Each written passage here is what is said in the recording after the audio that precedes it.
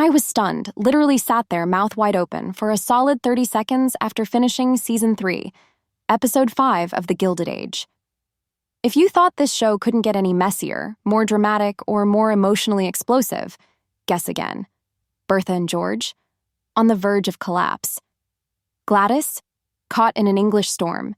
And Marion, well, her love life just hit another pothole. Episode 6 is coming in hot, and if you're not buckled up, you're about to be left behind. Let's break everything down and get into what's about to go down next. We all saw it coming. Gladys's move to England was bound to be a rough transition, but no one expected Lady Sarah to be this cruel.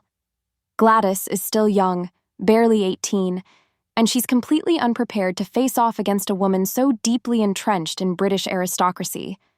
What's even worse is Hector, her husband, seems to be glued to his sister's side and is doing next to nothing to support his wife. It's frustrating to watch.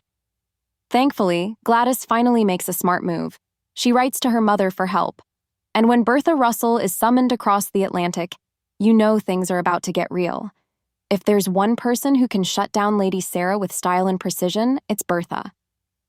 In the trailer for the next episode, we see Bertha not only visiting Gladys but also coaching her, teaching her exactly how to handle women like Lady Sarah and strengthen her marriage.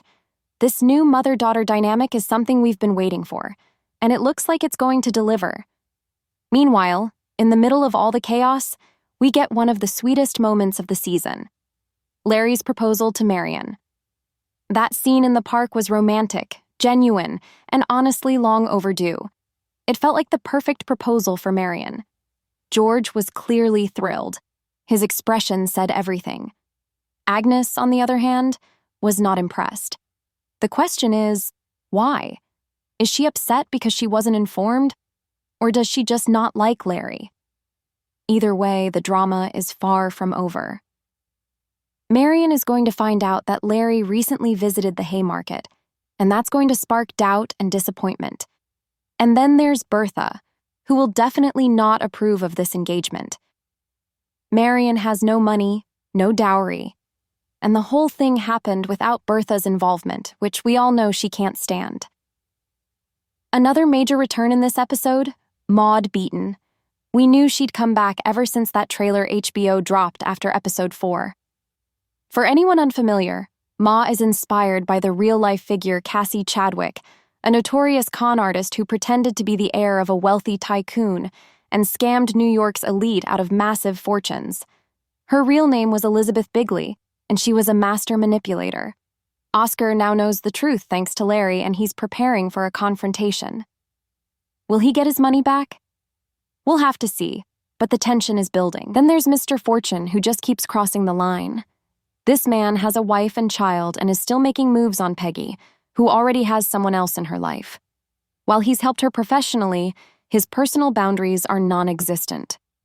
Thank goodness Dr. William has entered the picture.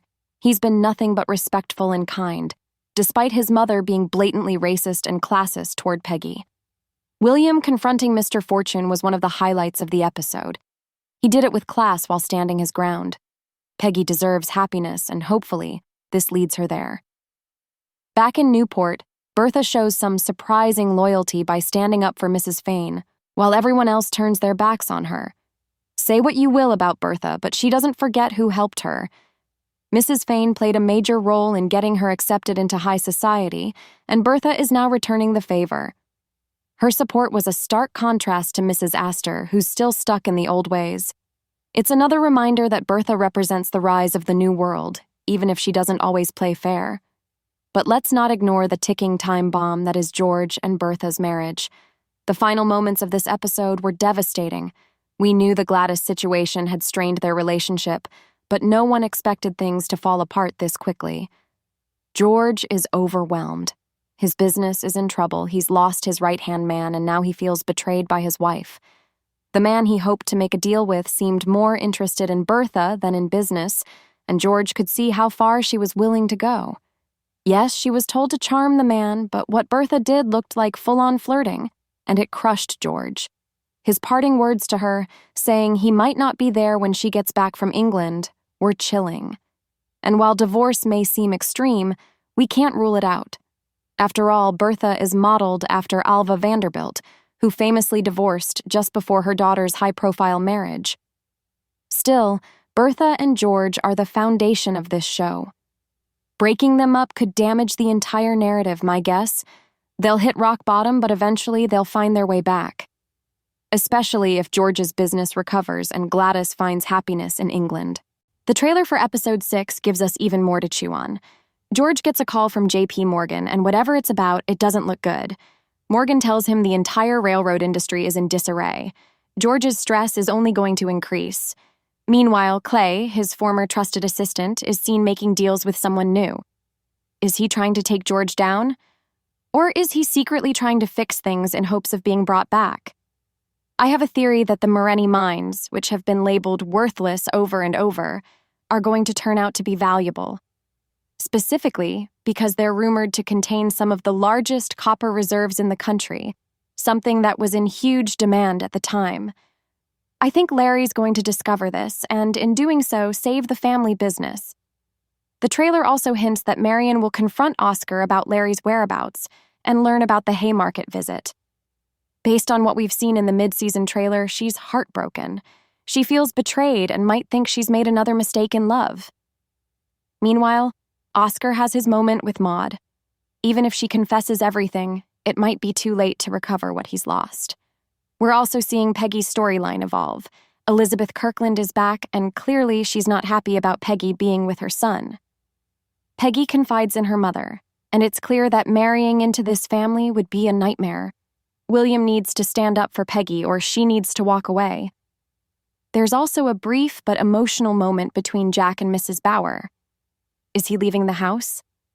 That hug looked like a goodbye, and I'm not ready for it.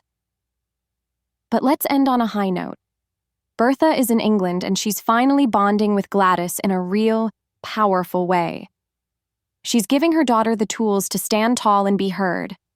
Gladys admits that Hector has always followed his sister's lead, but Bertha tells her, "You have to break a few eggs to make an omelet," which is, fittingly, the title of the next episode. It looks like Gladys is finally learning how to take control. In one scene, we even see the Duke leaving a room with Gladys and not with Lady Sarah. That glare across the table? Legendary. Could Gladys be transforming into the next Bertha Russell? Honestly, it's starting to look that way.